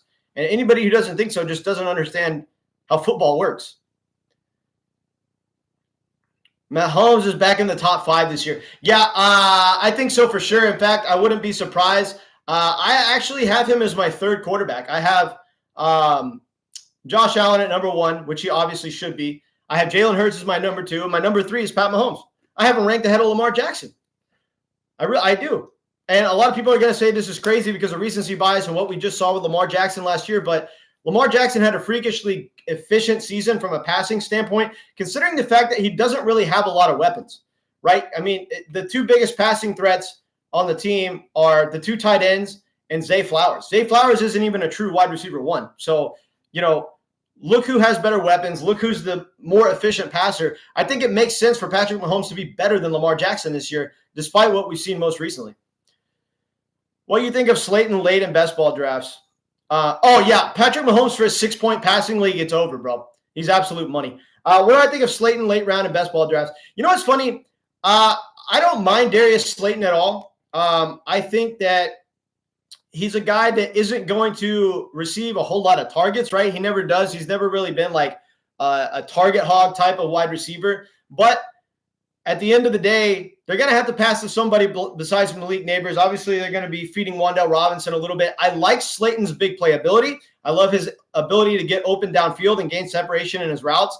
And for best ball purposes, I think he's awesome for a late round flyer because of the big playability. And if you look at his spike weeks, you can look at his box scores from, the past 3 seasons. He's not consistent ever, but he's the kind of guy that can come out on any given week and give you 120 yards and a touchdown and provide you a random spike week in best ball that could be the difference between advancing and not advancing. So I do like Slayton in late round best ball drafts. Don't mind, Wan'Dale Robinson either.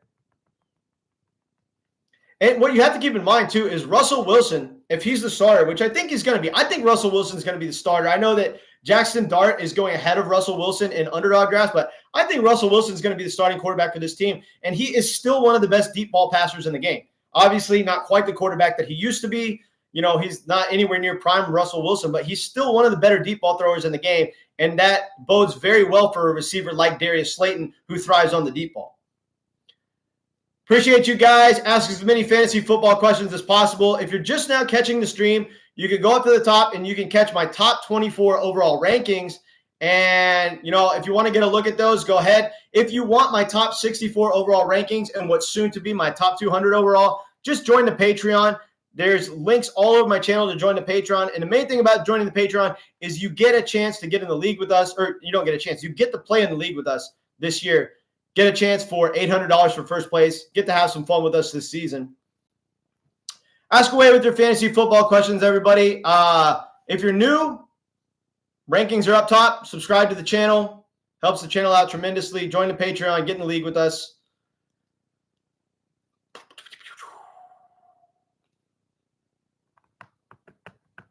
So, yeah, any and all fantasy football questions you might have, go ahead and ask away. Let's keep this chat going.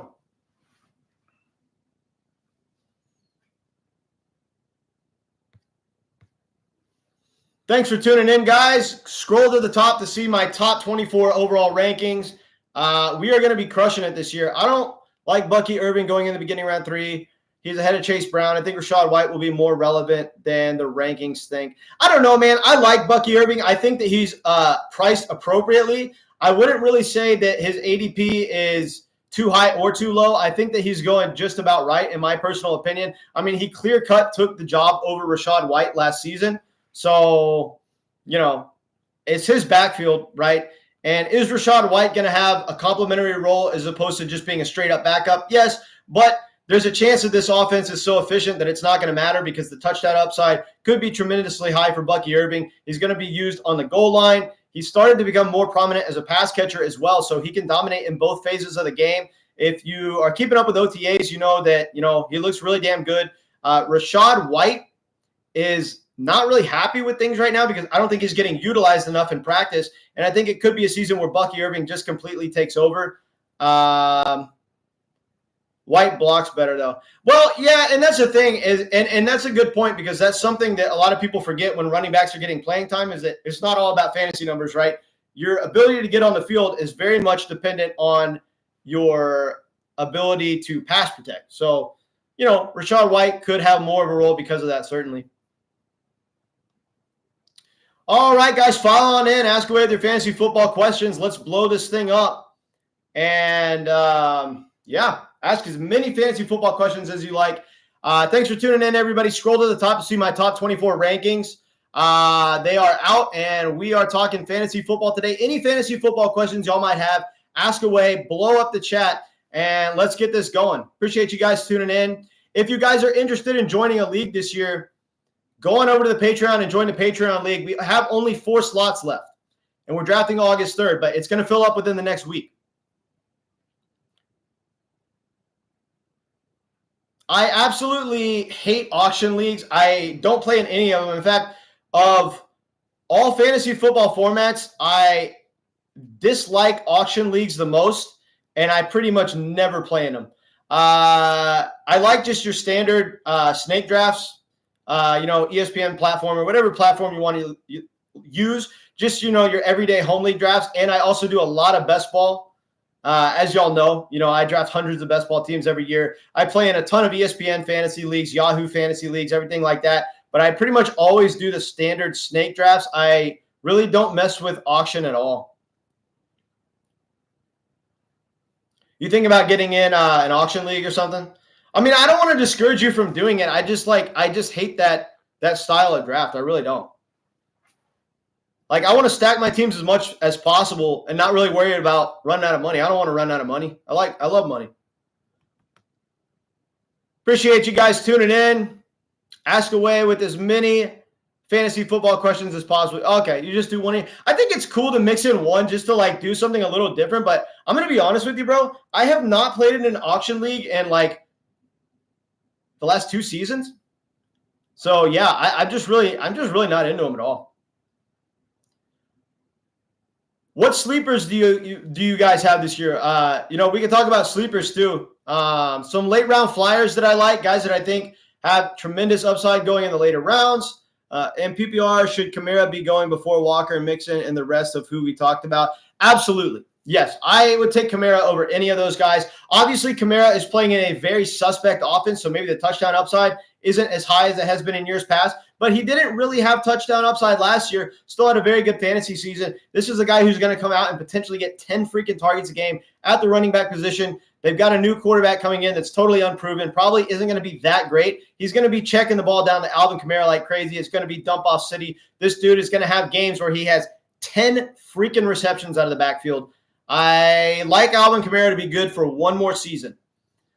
Will Shipley is a guy I've been drafting a lot. Will Shipley is not a bad late round pick at all because Saquon touched the ball 350 times last year.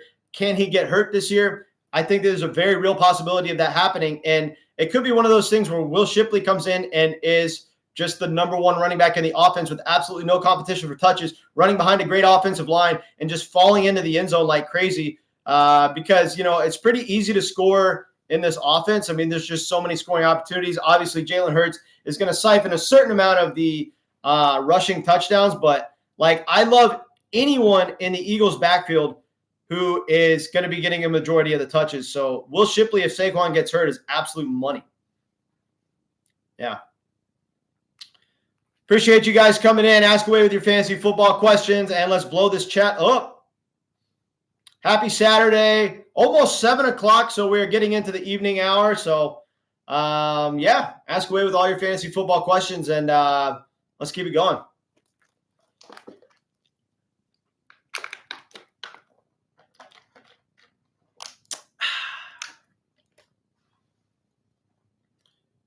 Oh, guys, if you tune in a lot and you haven't subscribed yet, subscribe to the channel. It definitely helps.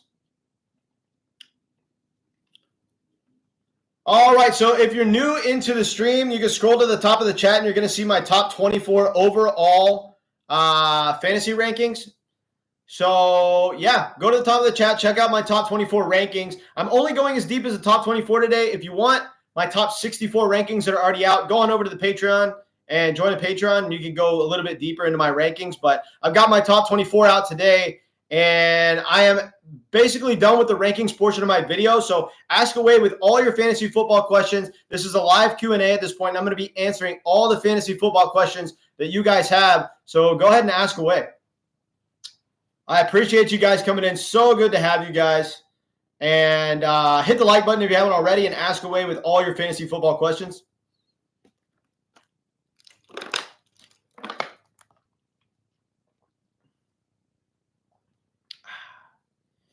Yeah, Will Shipley is a good late-round flyer. A lot of the handcuff running backs are going at just a tremendous value because it's like, obviously you need the guy in front of them to get hurt for them to be good, but that's one of the best ways to win in best ball is to take a lot of wide receivers early and take the handcuff running backs because a certain amount of these running backs are going to get hurt.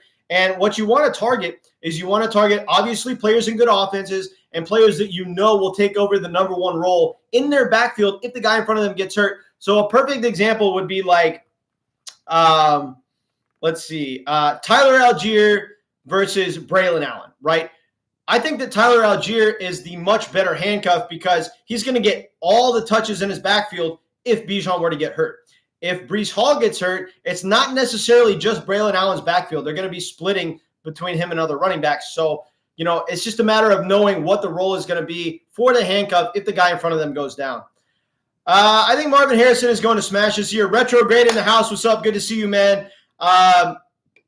I'm huge on Marvin Harrison. So if you scroll up to my rankings here, I do have Marvin Harrison 21st overall, which is, like a lot higher than most people are going to have Marvin Harrison in their draft. So, take Marvin Harrison with confidence, dude. I think he's going to explode. So I totally agree with you there. Teteroa McMillan, you think he could catch for 1,000 yards and show up as the wide receiver 1 for Bryce Young? Yes, I do. And do you think Bryce will keep fantasy players relevant on the Panthers? I think he's going to keep Teteroa McMillan relevant on the Panthers. I mean, they drafted him for a reason. I think he's going to be the clear-cut wide receiver 1 of the offense. I mean, Xavier Legette hasn't really shown the ability to be like a super alpha wide receiver. Obviously, Adam Thielen is like damn near 33 years old. So, like, it's one of those things where I just don't really see where else the targets are going to go, right? I mean, I think that Ted McMillan is going to dominate the target share for the team, and I think he's going to absolutely go off. I think he has a ceiling of more like 1,200 yards this year. Now, that's ceiling, but the possibility for him having 1,200 receiving yards is absolutely there, and I do think he will eclipse the 1,000 mark for sure. Hubbard is a good value too. Yeah, I mean, Hubbard is definitely a good value. I mean, I like Chuba Hubbard. The dude is criminally underrated going into every fantasy season because people don't want to deem him a running back 1. They want to say like it's just the role in his offense. He's been being used so much, everything like that. But I don't think that Rico Dowdle is going to take opportunity share away from Chuba Hubbard. This is Chuba's backfield. It could be a very much improved offense with the addition of Teteroa McMillan, with Bryce Young going into his 3rd fantasy season. I think that this offense was already starting to happen last year. I mean, they started looking a lot better. I think the offense is going to improve significantly. I think Chuba Hubbard has amazing touchdown upside. Who's your preferred quarterback targets this year? Very good question, Retrograde. Preferred quarterback targets. My 2 absolute main ones are going to be Dak and Mahomes. Based on where they're going in drafts, we want to take as much Dak Prescott and Patrick Mahomes as we possibly can this year. I mean, if you look at Dak Prescott, right, just 2 seasons ago, he was the quarterback 3 in all of fantasy. He provided CeeDee Lamb with good enough numbers to be the number 1 overall player, number 1 overall wide receiver in fantasy. And this was just 2 seasons ago. And now due to recency bias, people are forgetting how good Dak Prescott can be for fantasy. And now he's coming into a season where we've added George Pickens. We have a more experienced Jake Ferguson. We've bolstered the offensive line, added depth to the backfield. Dak Prescott is one of the best values in fantasy, and he's going to be my priority at the quarterback position. Also, Patrick Mahomes. I don't see how people don't see Patrick Mahomes coming. We have all the weapons this year. We have a second-year Xavier Worthy, a healthy Rashee Rice. We have, what we have left of Travis Kelce. They're going to cut Mahomes loose this year. They're not going to be playing that ball control, time clock bullshit, conservative, play stupid, boring football type of offense. They're going to be airing the ball out. It's going to be much like the exciting Chiefs offenses of the past. And Pat Mahomes has the upside to pass for 5,000 yards this year. So Dak and Mahomes are my absolute 2 top quarterback targets this year based on how good they're going to be and the value. Hubbard keeps Kamar target numbers. He's going to catch a ton of passes. Yeah. Chuba Hubbard's going to dominate, bro. But to answer your question, Retrograde, about quarterbacks, obviously Dak and Mahomes are like my absolute top ones. I also love Jalen Hurts. So obviously you're going to have to spend way higher draft capital to get Jalen Hurts than to get Mahomes or to get Dak, right? You can wait on Mahomes and Dak, and that's the beauty of it. But Jalen Hurts is being criminally underrated going into the season. This is a dude who could easily be the quarterback 1 in fantasy. If you look at him the past 3 seasons, he's had double-digit rushing touchdowns 3 years in a row. That should be impossible. But the fact of the matter is, it's one of the best offenses in the NFL. The offensive line is still very good. And with the tush-push, when this team gets in goal-to-go opportunities and within the 5-yard line, you don't just think. You know that Jalen Hurts is about to score a touchdown. That is the most valuable thing you could possibly have in fantasy as a quarterback position, is not only rushing upside, but guaranteed rushing upside. So I like Jalen Hurts as a quarterback target as well. I like Roschon Johnson as a sleeper this year. What up, Vino? If Chicago doesn't sign another running back. I mean, yeah, like, I totally understand this take because, like, if you look at the offense, right, like, it has to improve. right? I mean, the offense just has to get better. And Roschon Johnson is going to be getting a decent opportunity share. DeAndre Swift isn't really necessarily a goal line back, so I think that Roschon Johnson can siphon some touchdowns from DeAndre Swift this year. So if the offense is anything like it was supposed to be going into last year, or if they regress to just even being an average offense, I love Roschon Johnson as a late-round flyer, and I have about 7% of him on Underdog, so I'm just slightly under market, but I do like him. I drafted Roschon his rookie year at 107 in the Scott Fish Bowl for charity. Scott Fish Bowl. Hey, I'm glad you do those drafts for charity, bro. I've never actually gotten in one of the charity drafts, but I need to do some of them this year just to, do my part as a citizen and a fantasy football enthusiast. 10-plus rushing yard touchdown upside for Hurts, but so many better players going at round 3. I can't do it with all the great quarterbacks late in the draft. Yeah, I mean, I totally get it. I think this is the year where there are certain quarterbacks that we could wait on that are absolutely going to go off. There's other guys too. I mean, I mentioned those these are my 3 favorite quarterback targets, but you can wait and draft guys like Justin Herbert. You can wait and draft guys like people are going to be mad at me for this one, but Tua. Look how efficient this offense was just 2 years ago. Tua was hurt for a significant chunk of time last year. Tyreek Hill was playing with a wrist injury. We're going to come into the season with a healthy Tyreek, Jalen Waddle, and Devon Achane. There are still tons of explosive playmakers in this track and field offense, and if they bounce back significantly, I wouldn't be surprised. Tua had 4,600 passing yards just 2 seasons ago. This dude can be an absolute fantasy monster, and he's going late in drafts. So there's a lot of really good quarterback values later. Obviously, you're not going to get the same upside with Tua as you are with guys like Jalen Hurts because Tua doesn't give you any rushing upside. But, he can be a top 10 quarterback in fantasy. And he's going as a quarterback 22. The value is absolutely insane. Appreciate you guys tuning in. If you haven't already, scroll to the top of the chat. You can see my top 24 overall rankings. Dak in round 10, 112 pick. Dak is the biggest steal in fantasy. He's the biggest steal in fantasy. The dude was a quarterback 3 just 2 seasons ago. And now we add George Pickens to the offense. I mean, how do people not see Dak Prescott coming? I don't understand it. I think there's a lot of hate for Dak Prescott because, one, people love to hate on the Cowboys. It's a lot of people's favorite pastime, which I understand. They kind of are a joke of a franchise. But this is fantasy. It's not real-life football. Dak Prescott is awesome for producing fantasy numbers. And while he might choke in the playoffs and never be a guy that leads you to a Super Bowl, most likely, well, he's great for fantasy. And he always has been. And he doesn't even have the rushing upside that he used to. He dominated with passing yards 2 seasons ago. And, he could still get in the end zone 4 or 5 times with his legs. So he does have some rushing upside as well. And he's going as the quarterback 17? You grab Bo Nix or a basket for backup. You're set with Dak. Yeah, I'm not too big on Bo Nix this year. I mean, that one might bite me because he obviously has a tremendously high ceiling, but I don't know. To me, he's going right around that Pat Mahomes range or maybe a round later than Pat Mahomes. I don't like that. I'm going to be taking Pat Mahomes in round 6 over Bo Nix in round 7 100,000% of the time. All right, Jamie. Good to see you, man. It's good to have you in the chat. And, yeah, man, stop by any and every time. It's good to have you.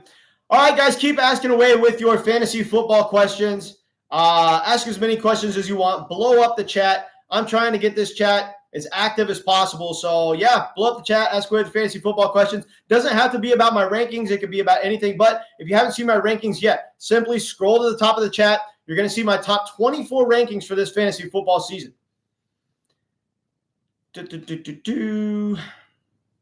Yeah, and if you see anything in my rankings that you're like, whoa, that's terrible, that guy's too high, that guy's too low, let me know. I'm always okay with feedback. I'm not always necessarily going to agree with it. I put a lot of work into these rankings, and I have players where I have them for a reason, but, I don't mind feedback. Vino, my man. I think people are down on Dak because of the coaching change, and we don't know how the offensive line will be. I believe they're going to air it out, Dak to the moon. Yeah, I mean, but you look at the way that the Cowboys play offense, right? And, for example, look at their backfield. It's not going to be a team that is dominated by the run, right? They're not going to be a run-first offense. Like, they're going to feed CeeDee Lamb 20 freaking targets a game. This dude is going to be so targeted, it's ridiculous. And George Pickens is going to be getting 6, 7, maybe 8 targets a game, somewhere in that 6 to 8 range. We know what kind of big play ability and playmaking ability George Pickens has. We have an elite, not just a good, but an elite pass-catching tight end in Jake Ferguson.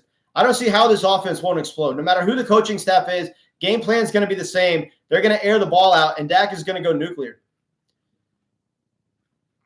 Do I have set times or days that you stream or put out videos? No, Retrograde, I don't. I sort of just hop on whenever I get the chance. I have a lot that I do in my life, just, with work and everything like that, that I really just don't have set times. I kind of just hop on, like, whenever I can. I try to be consistent with the time somewhat. Like, a lot of times, like, I'll stream, like, at night during the week because, that's when, like, a lot of people are available, right? But I kind of just hop on whenever I can. Yeah, but, I agree with you on Dak, bro. I think he's the biggest steal in fantasy at almost any position.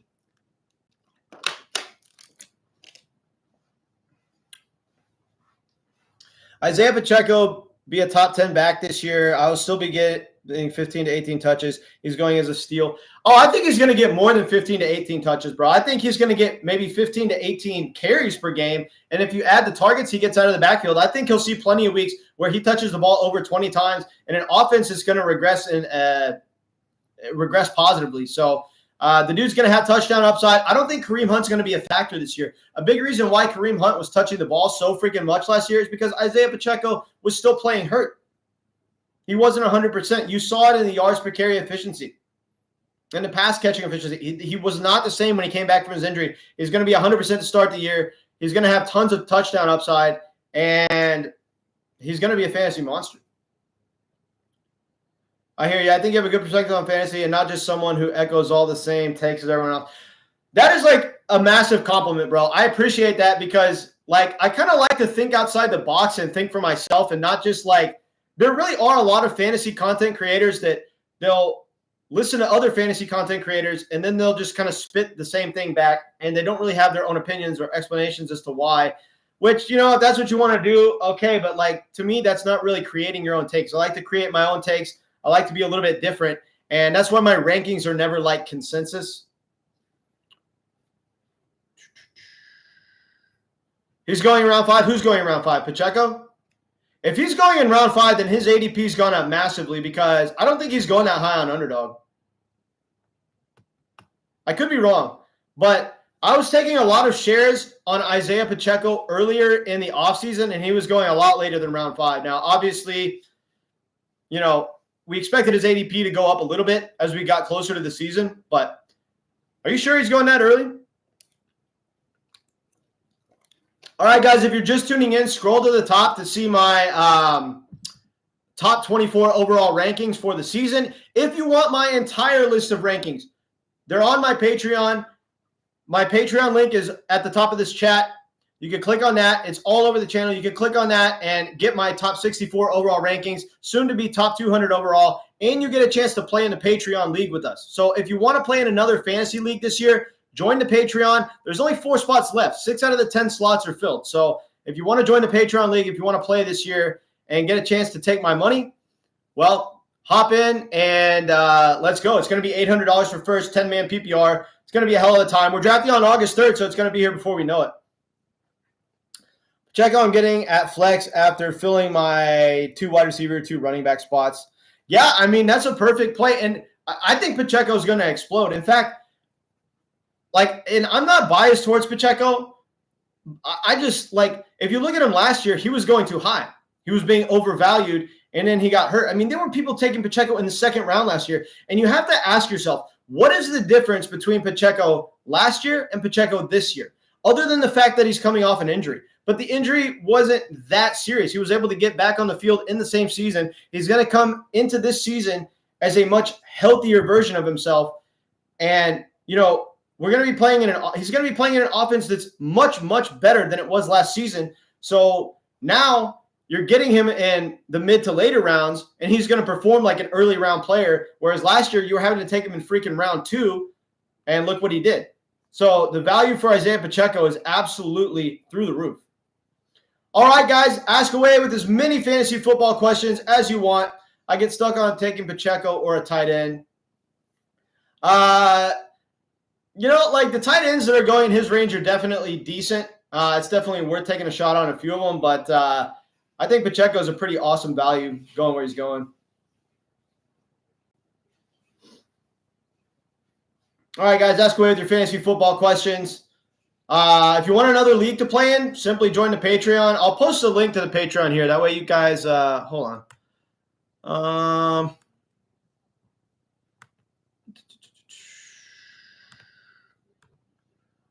Okay, so I'm posting the link to the Patreon here.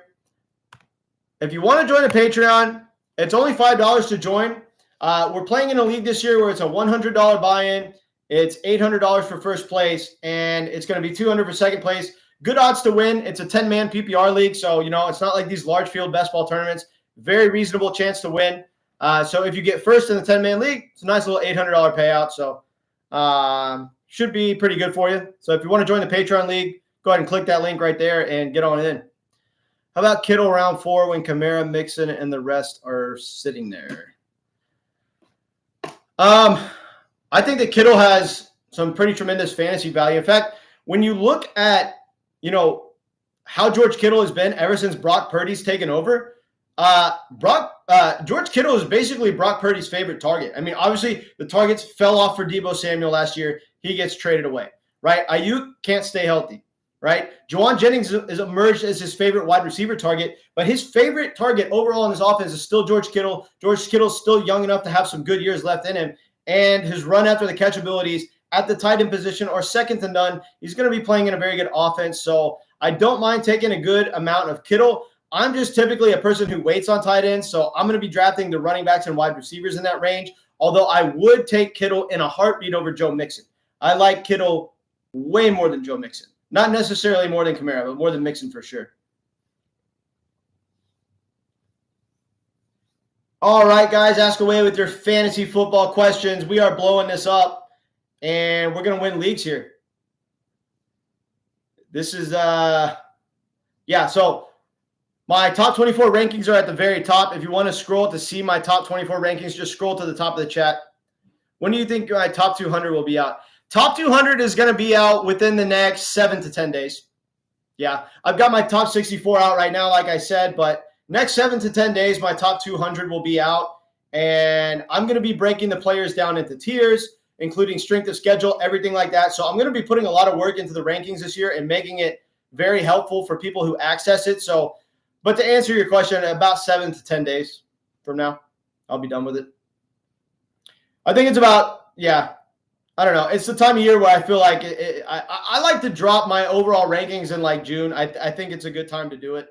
A lot of people wait later. A lot of people do it earlier. I think earlier is a little bit silly, but we're closer to the season now. We have at least way more understanding than we did a few months ago. And when I drop these rankings, they're going to be fluid, right? So I'm going to drop the top 200. And as things change, I'm going to go in and adjust the rankings. I'm not just going to leave them up there like they are. They're fluid. They're going to be changing on almost a daily basis, based on how things change throughout the rest of the offseason and then how things change in season.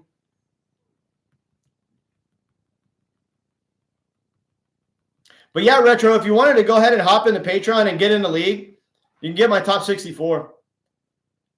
Yeah, man. So like I said, if you want to get in the league, I do recommend doing it sometime in the next, week or two, because it's going to fill up quick. It's actually filling up faster than I thought it was. We already have 6 players in the league, so 4 slots left. So, get in there while you can. But, worst case scenario, you at least get my rankings and access to all that. But if you want to get in the league, it is going to fill within the next week or two, I imagine. I'm finding if I don't take wide receiver early, I don't like my team at the end. Jay Money, that's the most brilliant comment that I've ever heard anyone make, because it's just absolutely true, right? If you don't take wide receivers early, your team ends up looking ugly, and I will tell you why this happens. One, wide receiver is a more valuable position than it used to be, because wide receivers typically just get more target share now more than ever. I mean, there didn't used to be multiple receivers in the league just coming out and getting 10, 11 targets a game. right? Now there is. And also with the popularity rise in best ball, wide receivers just go early in general now, because in best ball, you have to stack your team with wide receivers early. So now people are carrying that over to other draft formats, and all the good wide receivers are going off the board early. So you can't really wait on a position anymore.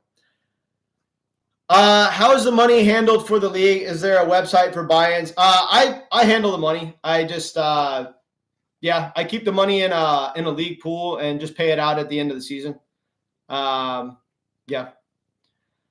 Dak Prescott, with Aaron Rodgers moving to the Steelers, DK Metcalf a wide receiver 1. Yeah, DK is definitely a wide receiver 1, bro.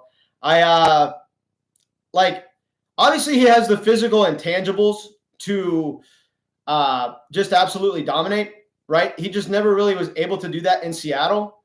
And now we've got a guy who, he's going to have his best quarterback ever throwing him the ball. He's never played with a quarterback the caliber of Aaron Rodgers. And everyone can shit on Aaron Rodgers as much as they want. But if you watch Jets games last year, he was not the problem. He was in a bad system, right? It was a team that just had poor execution. They weren't well coached. They were just an absolute mess from head to toe. It really wasn't Aaron Rodgers' fault. I think that Aaron Rodgers can provide an elite wide receiver 1 season for DK Metcalf. Now, by elite wide receiver 1 season, I mean low-end wide receiver 1. I don't see him being a mid-range or better, just because I don't think the offense is going to be amazing or anything like that. But the target share, the talent, who he's got throwing him the ball, yeah, he's a wide receiver 1.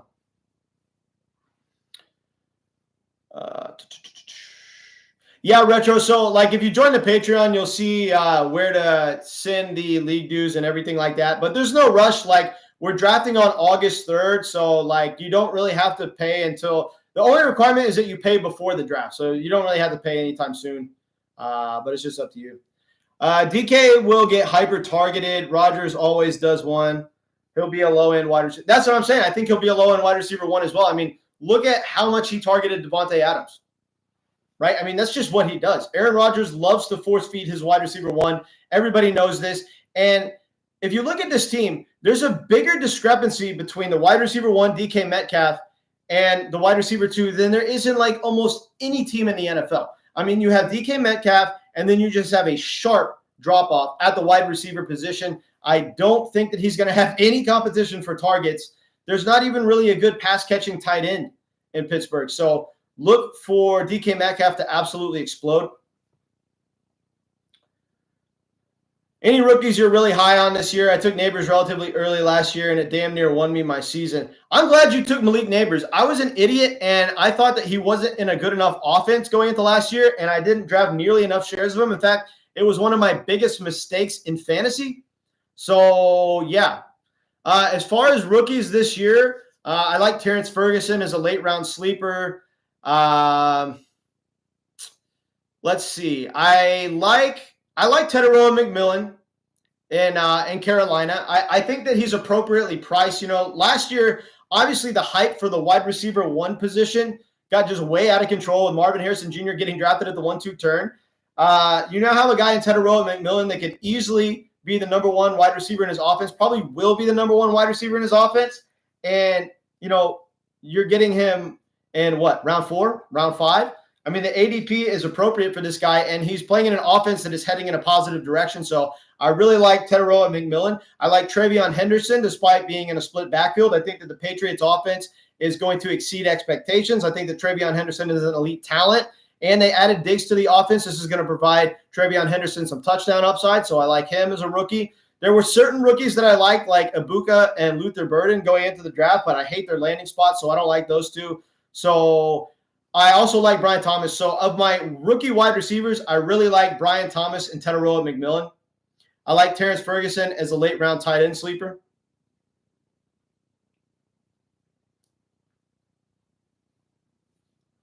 Appreciate you guys tuning in. Ask away with your fantasy football questions. I'm staying on here for a while. It's Saturday night. We're chilling, shooting the shit. Ask as many fantasy football questions as you want.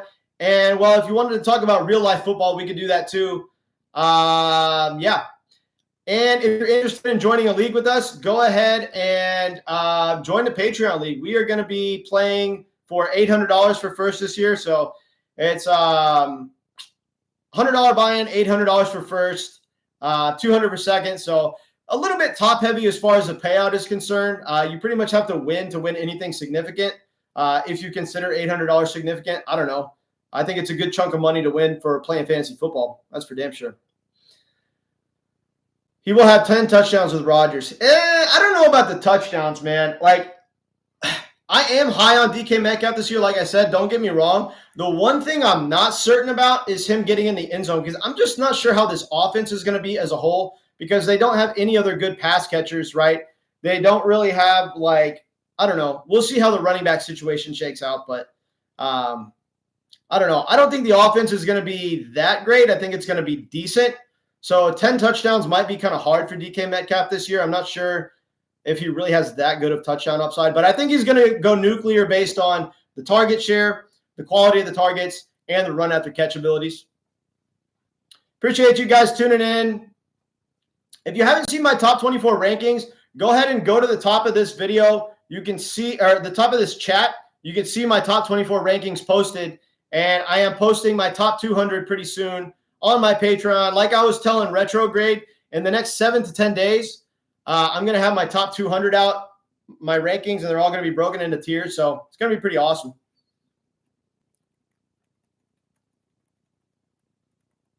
All right, guys, ask away with your fantasy football questions. We're done with the rankings portion of my video, but I'm still going to be answering pretty much all fantasy football questions for the foreseeable future.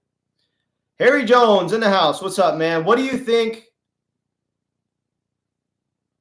What do I think of Ema Nancy?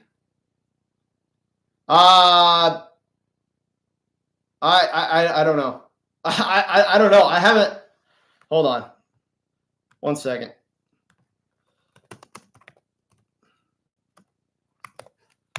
What are we doing here? Ema Nancy. Who is that? Who is Ema Nancy? Is that like some other like language or something? I don't even know. I literally don't even know who is that? You think Calvin Ridley can get 15 plus points a game average this year? He's going late in drafts, round 6 sometimes. Well, I'll tell you this. Calvin Ridley, if you look at the underlying usage, last year he led the NFL in air yards, right? So the offense that he's in loves targeting him. They love targeting him downfield, and now he gets an inevitable upgrade at the quarterback position.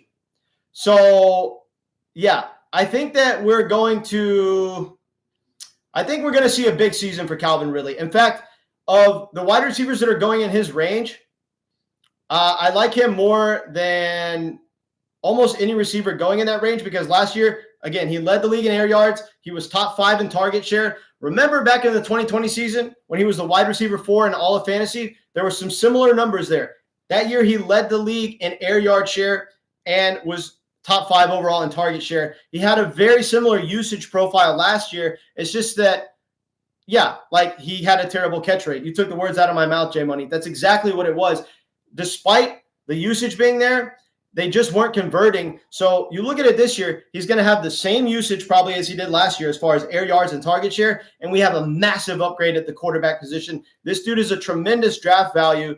So, yeah, do I think that he could be a player that gets 15-plus fantasy points a game? Yeah, I absolutely do.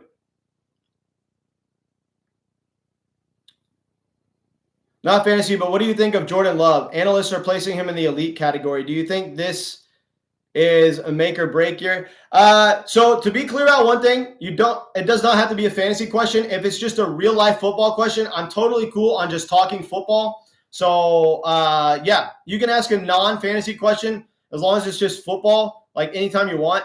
And is Jordan Love an elite quarterback? No, I don't think so. I mean, I think that the word elite gets thrown around a little bit too much. So for Jordan Love to be an elite quarterback, you're saying that he's up there with guys like Josh Allen, Lamar Jackson, Patrick Mahomes, Jalen Hurts, Joe Burrow, right? Like he's not in that tier. I mean, he's arguably 2 tiers below that as far as a talent perspective.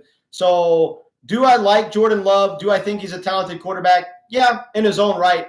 But placing him in the elite category is a little bit ridiculous. Appreciate you guys coming in. Blow up the chat. Ask as many fantasy football questions as possible.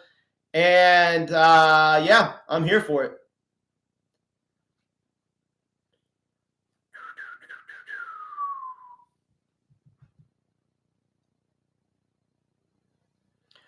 And okay, Jordan Love reminds me of Geno Smith.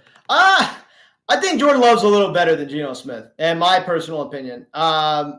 I guess I see what you mean as far as the comparison, but like if you look at the mobility, Jordan Love is better at throwing on the run, and he's got a little bit better rushing upside than Geno Smith. So for fantasy purposes, I like Jordan Love a lot more. And even from a real life talent perspective, I think Jordan Love is definitely the better quarterback than Geno Smith. But, you know, the comparison is fair.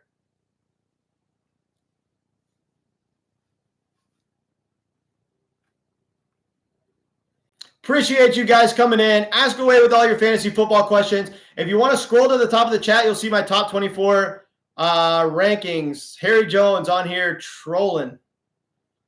Harry Jones trolling, spamming the chat.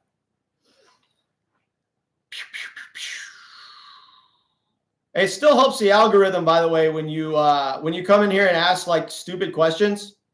It still helps boost me up the YouTube algorithm, so I do appreciate it, my man.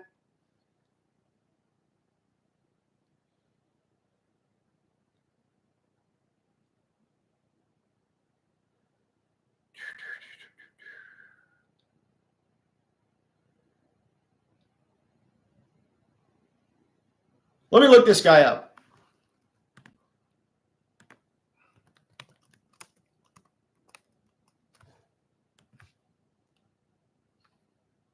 Oh, yeah. I don't know. I don't know anything about him, to be honest with you. I don't know anything about like what he's doing. Zero information on that one. Appreciate you guys tuning in. Ask away with your fantasy football questions, and let's blow this chat up.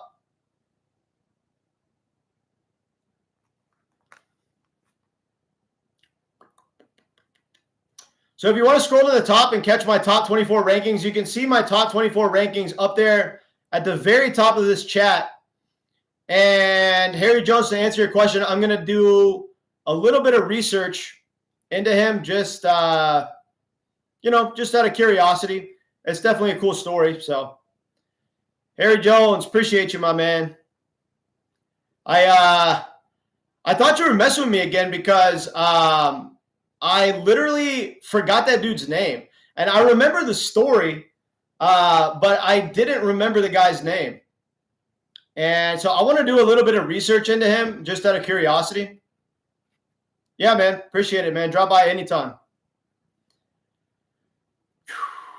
All right. Appreciate you guys tuning into the live stream. Keep asking away. Let's blow up this comment section and ask as many fantasy football questions as you want. Adrian thinks JSN is too high. I mean, I'm just looking at Jackson Smith-Njigba, and I'm like, okay, look at how dominant he was in college. Look at how good of a prospect he was. Look at the role he has now in his offense. And it's been shown that Sam Darnold can absolutely support a wide receiver one. So definitely fair thinking he's a little high being in the top 24 overall. It's definitely a bold take from my perspective, from my side of things here. It's definitely a bold take to have JSN as a top 24 overall player. He just crept into my top 24, but I totally understand you guys thinking that I might be overvaluing him just a little bit. I'm not sure Russell Wilson will be better for Malik. Wilson doesn't throw for a lot of yards or touchdowns. I still like Russell Wilson. I think he gets a little bit of a bad rap. I mean, like, obviously, like, he's not the quarterback he used to be, right? But he's still a good deep ball thrower. In the right system, he can still be good. Like, ever since he left Seattle, like, every system he's been in has been a total mess, right? You know, he goes over to Denver. The system was a mess when he was there. He goes over to the Steelers. The system was a mess when he was there. So I think it's like Russell Wilson's been kind of made to look bad. I still think he's got some really good deep ball passing abilities. I still think he could be a serviceable NFL quarterback for a wide receiver.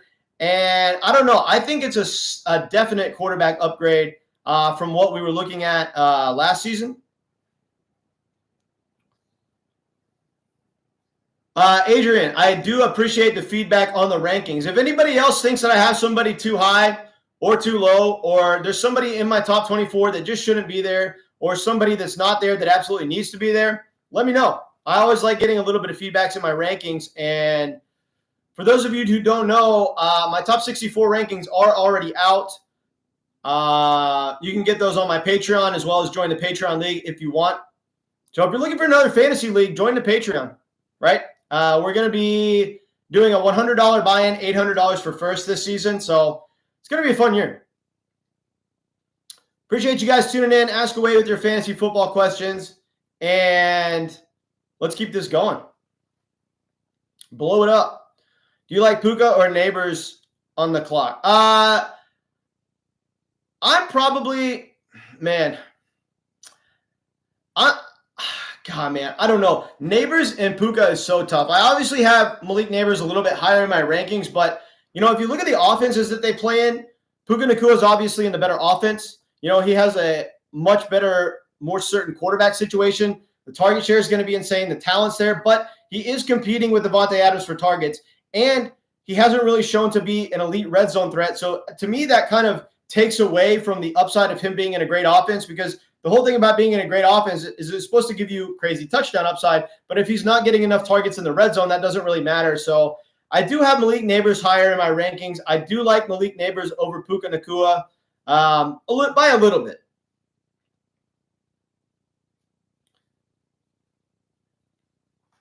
Where do I have Kyren Williams? Kyren Williams is right around 35, I believe, in my rankings. No, he's like 38, 39 overall. The only thing about Kyren Williams, and the reason that I don't have him higher, is because, okay, you look at the situation, right? He's obviously a player that gets a ton of volume. He's in a very good offense. It's going to provide him touchdown upside. But the yards per carry efficiency really has never been good for Kyren Williams. He's a guy who comes out and averages, 4.2, 4.3 yards a carry, doesn't really have elite size or speed. So while he's dominated in these Rams offenses, I think that he's been a little bit lucky to be as good as he's been. Not saying he's not a talented running back, but I just have him lower in my rankings than a lot of people do, because I think that the overall ceiling is capped, because, he's not going to come out and be a guy that gives you like 5 yards a carry or anything like that.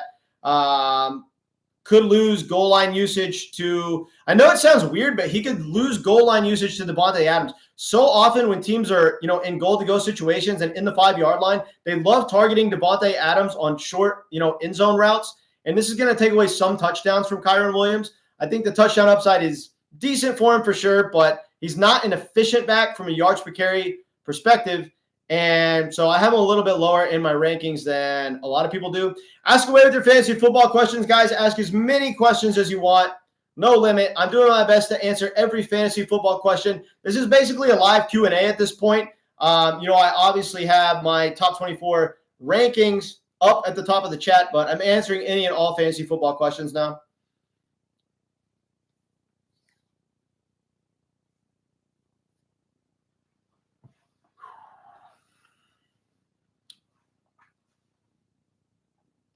Let's blow up this chat. Hit the like if you haven't already. Subscribe to the channel. It's tremendously important if you subscribe to the channel. It's definitely going to help me kind of work my way up here. And the higher I get in the algorithm, the more I can justify spending time making these videos. So, hopefully one day I can stream like every single day, which is what I want to do. Right now I'm doing 2 or 3 a week. But, if you want to see more streams, simply like the video, subscribe to the channel. I feel like Amon-Ra St. Brown is a must draft this year. Yeah, it's funny. There's some analysts saying to avoid him because Jameson Williams is going to be eating into his targets here, but there's such different types of wide receivers, right? So I have Amon-Ra very high in my rankings. As you see, you go up to my 7th overall player in my rankings. There's Amon-Ra St. Brown. The dude was the wide receiver 3 in fantasy last year. Out of the past 4 seasons, Amon-Ra St. Brown has been better than Ja'Marr Chase in 2 out of those 4 seasons. Think about that. There was a time last year, preseason, where everyone was telling you to draft Amon-Ra over Ja'Marr Chase. The dude has a very reliable floor. He has a very high weekly ceiling, and he's playing in what could be the highest scoring offense in the NFL. I don't really see any case to avoid Amon-Ra St. Brown. I am taking him aggressively.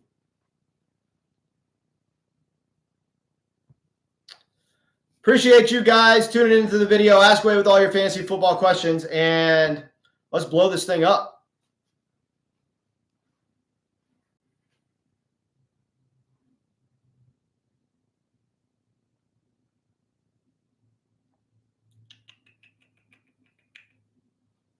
If there's anybody in my rankings that are too high or too low, let me know. I do appreciate feedback. My opinions are my opinions for a reason, and I, put a lot of work into these rankings and research and everything like that. They're very fluid. They change a lot, so it's like right now I actually need to update the rankings on my Patreon a little bit because they're a little bit different than these, and I've changed where players are in my rankings a little bit due to things that have happened recently, but I try to make them as accurate as possible, but I always do appreciate feedback, and I don't mind you having a different opinion. All righty, guys, let's blow up the chat. Ask as many fantasy football questions as possible.